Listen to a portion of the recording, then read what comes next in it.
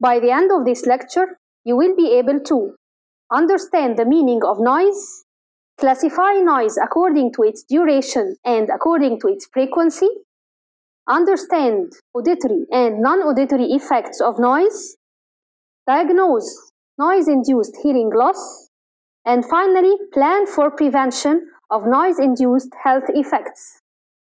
Definition: noise is the sound that can affect hearing and also general well-being and performance of humans.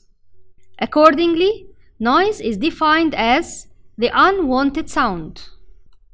Noise can be classified according to noise duration and according to noise frequency. According to its duration, noise is either continuous noise, as in spinning and weaving industry, interrupted noise, as air compressors and airport traffic noise, impulse and impact noise, as sound of explosions, firearms and hammers. According to its frequency, noise is either high-frequency noise, as sound of saws, low-frequency noise, as sounds of grinders, white noise or mixed noise, which is a sound that contains all frequencies, as the sound of boilers. Workers can be exposed to noise in the following settings: iron and steel industry, spinning and weaving industry, construction industry, boilers, electric generators, grinding of stones, motors of machines and traffics. Noise has both auditory and non-auditory effects. Regarding auditory effects of noise, exposure to noise causes destruction of the hair cells of the organ of Corti in the inner ear. This leads to insidious and gradual progressive loss of hearing. This begins at the frequency of 4,000 to 6,000 Hz, which are high frequencies, and then spreads to other lower and higher frequencies. Clinically, this worker will suffer from difficulty of hearing, especially for high-pitched or high-frequency sounds, like sounds of children and women. Difficulty of group communication may also occur. He cannot concentrate on the lips of all speakers to understand what they are saying, as he has difficulty in hearing words containing the high-frequency letters, such as sa, sha, tha. Usually, when the patient complains, he is already at an advanced stage. This is because the frequency of human voice is in the range of 500 to 2000 Hz, which is not in the area early affected.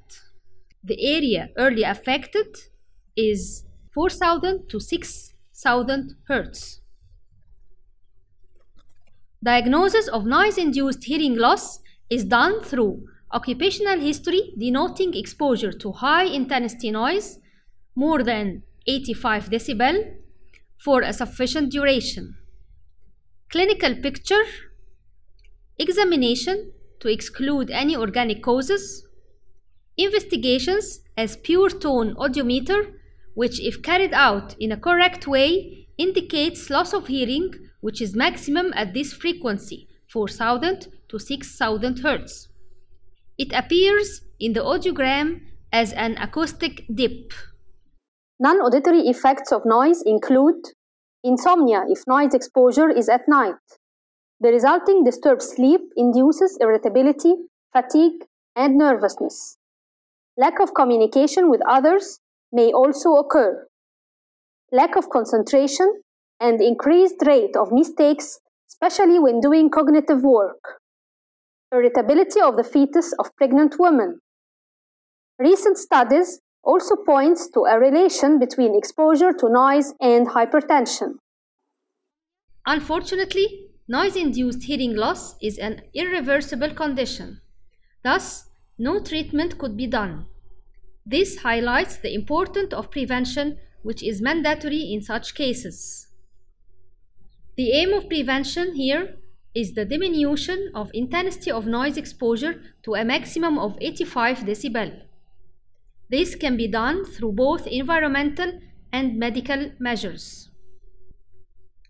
As for environmental measures, substitution of noisy machine or noisy operation by less noisy ones is very important. For example, laser cutting of metals instead of sawing, and compression instead of hammering. Segregation of noisy machines in a remote area is also important. For example, electric generators of a factory or an airport of a city. Isolation, as surrounding the noisy machines with soundproof materials or covering the walls with noise-absorbing materials to prevent noise reflection. Monitoring. Noise is measured by an instrument called sound level meter, and the unit of measurement is the decibel. Regarding medical measures, pre-placement audiometry as a baseline for all workers is essential, in addition to periodic measurement of hearing level, usually every 2 years. The use of personal protective devices as earplugs or earmuffs is also useful and can help protecting workers from harmful effects of noise.